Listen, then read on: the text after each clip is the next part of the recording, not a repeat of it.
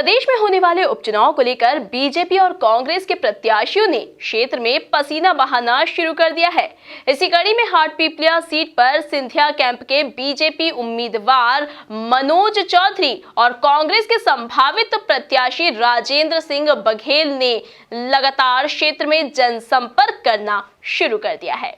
देखिए एक खास रिपोर्ट। मध्य प्रदेश में 27 सीटों पर होने जा रहे उपचुनाव में से तकरीबन सभी सीटों पर बीजेपी के प्रत्याशी तय हैं। इनमें से अधिकतर सीटों पर 2018 के विधानसभा चुनाव में कांग्रेस के टिकट पर जीते सिंधिया कैंप के वर्तमान विधायक बीजेपी के उम्मीदवार हैं।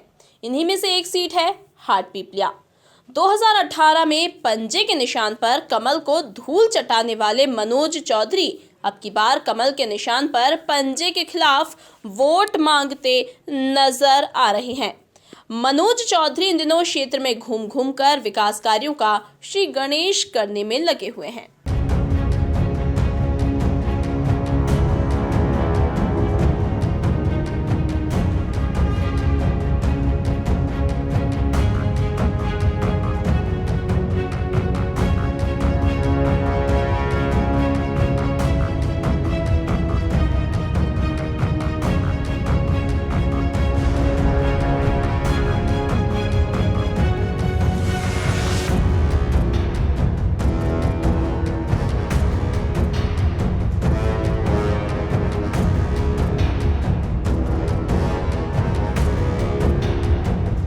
इस दौरान भाजपा उम्मीदवार अपनी पुरानी पार्टी को कोसने में कोई कोर कसर नहीं छोड़ रहे। मनोज चौधरी ने तत्कालीन कांग्रेस सरकार पर क्षेत्र में विकास कार्यों को ठप करने का आरोप लगाया। देखिए, क्षेत्र की जनता जानती है कि हमारी विधानसभा वैसे भी बहुत पिछड़ी हुई विधानसभा है ही। साथ ही हमारा जो 1.25 साल 1.5 साल का जो अभी कार्यकाल रहा, उसमें विगत वर्षों में जो चल रहे थे कार्य, विकास कार्य कुछ जो गति चल रही थी, उस पर भी ब्रेक लग गए थे। और चूंकि इस ब्रेक को हटाना था, हम युवा सोच करके जनता ने हम पर विश्वास किया था, तो निश्चित रूप से हमारे अंदर भी एक उमंग उत्साह है कि हम किसी भी तरह से क्षेत्र के विकास को गति दें।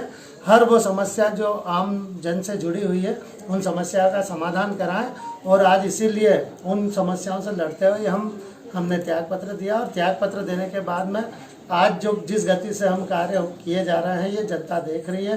पूर्व के 1.25 साल का भी कार्यकाल जिसमें काम रोके गए थे, और अभी वर्तमान में जो गति पकड़ी है कार्यों की, उससे निश्चित रूप से जनता में हर्ष की लहर। और जनता बिल्कुल विश्वास के साथ हमें जितने बहुमत से हम पिछली बार जीते थे, उससे ज़्यादा से हम जीतेंगे, इस बात का विश्वास। यहाँ मैं बता देता हूँ आपको, कई ऐसी सड़कें हैं। सबसे पहले तो आप हमारे हाटपिपलिया में अभी जाएं, नगर हाटपिपलिया तक, चापड़ा से नेवरी चापड़ा हाटपिपलिया मार्ग जो कई वर्षों से नहीं बना था, उसकी स्वीकृति, उसका काम शुरू किया गया।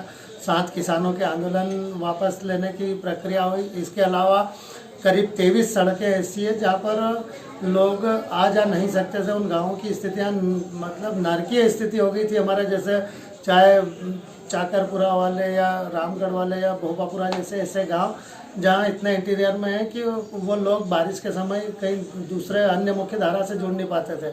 उन गांवों के कार्य शुरू हुए हैं। साथ ही आप हम जहाँ जैसे बराय में, विगत कई वर्षों से इनकी मांग थी बराय में कि इनको शमशान तक जाने का रास्ता इनका नहीं था। आज उनका हम भूमि पूजन कर रहे हैं, आज से काम शुरू कर रहे हैं। साथ ही जिस गांव में बैठे यहाँ से नावताखेड़ी से हमारा बराय तक की सड़क हो, या दूसरा जितनी भी कई सड़कों की जो स्वीकृतियाँ हुई है, कई जगह पीने के पानी की समस्या थी, उस समस्या का समाधान, या अन्य कई मुद्दे ऐसे हैं जो मूलभूत जो आवश्यकताएं अनिवार्य रूप से जिनका निराकरण होना चाहिए था, वो नहीं हो पा रही थी, वो हम कर रहे हैं। और इसका परिणाम आने वाले हमारे विधानसभा चुनाव में। वहीं दूसरी तरफ कांग्रेस भी शांत नहीं बैठी है। अपनों के इस गद्दारी का बदला लेने के लिए कांग्रेस नेता भी मैदान में जुटे हुए हैं। कांग्रेस फिलहाल अपना उम्मीदवार तय नहीं कर पाई है, लेकिन राजेंद्र सिंह बघेल को प्रबल दावेदार माना जा रहा है, लिहाजा उन्होंने क्षेत्र में जनसंपर्क तेज कर दिया है। वहीं कांग्रेस नेता मनोज चौधरी के आरोपों पर पलटवार करते हुए झूठ बोलने का आरोप लगाया है। एक बात सुनिए आप कि इस सड़क को, जो 2 सड़कों के लेकर उन्होंने बेंगलोर में भी कहा था कि मेरी ये 2 सड़कें मंजूर नहीं हुई, इसके कारण, और सज्जन वर्मा ने ये सड़कें मंजूर नहीं होने दी, इसके कारण जो है मैं कांग्रेस छोड़कर जनता पार्टी में गया। ये उनका बेंगलोर में बयान था। पर सच्चाई इसमें यह है कि कमलनाथ जी के समय पर ही ये दोनों सड़कें मंजूर हुई। सज्जन वर्मा लोक निर्माण मंत्री थे, उन्होंने इसका टेंडर करवाया, टेंडर भी इसका हो गया और उसमें इन्हीं के भाई बलराम ने इसका ठेका लिया और उसका किस तारीख को ये सड़क मंजूर हुई, कितना इसमें मद स्वीकृत किया गया और इसके टेंडर किस तारीख को है, ये हमने पूरे पर्चे छपा करके पूरे इलाके में हमने बांटा है। एक बात। दूसरी बात ये है कि कोई भी व्यक्ति जब जन सेवा की भावना से क्षेत्र के अंदर आता है, मनोज चौधरी चुनाव लड़े हैं पर पूरा परिवार तो उस क्षेत्र में काम करता है।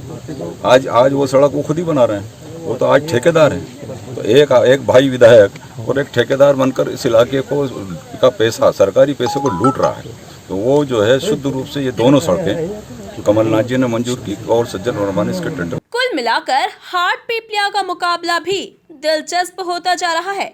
अपनों के वार से घायल हुई कांग्रेस उपचुनाव में इस दगाबाजी का बदला लेने के लिए जहां पूरी ताकत के साथ चुनाव प्रचार कर रही है, वहीं सिंधिया कैंप के मनोज चौधरी को लगता है कि बीजेपी का मजबूत संगठन उनकी नैया पार करवा देगा।